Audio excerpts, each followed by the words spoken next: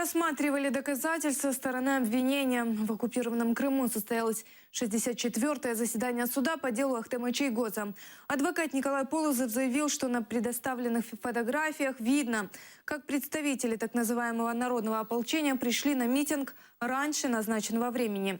Очередные доказательства обвинения не доказывают вины заместителя главы Меджлиса Ахтема Чийгоза, которого обвиняют в организации беспорядков на митинге 26 февраля 2014 года.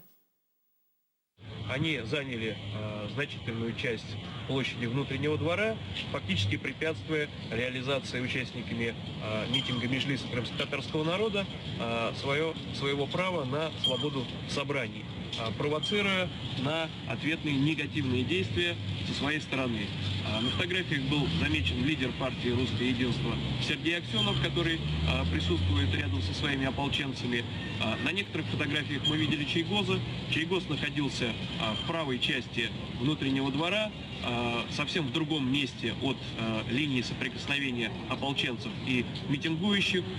Никаких указаний, естественно, он давать не мог, и на представленных фотографиях отсутствуют сведения о том, что Чийгоз осуществляет какие-либо жесты руками, как то указывали потерпевшие свидетели ранее.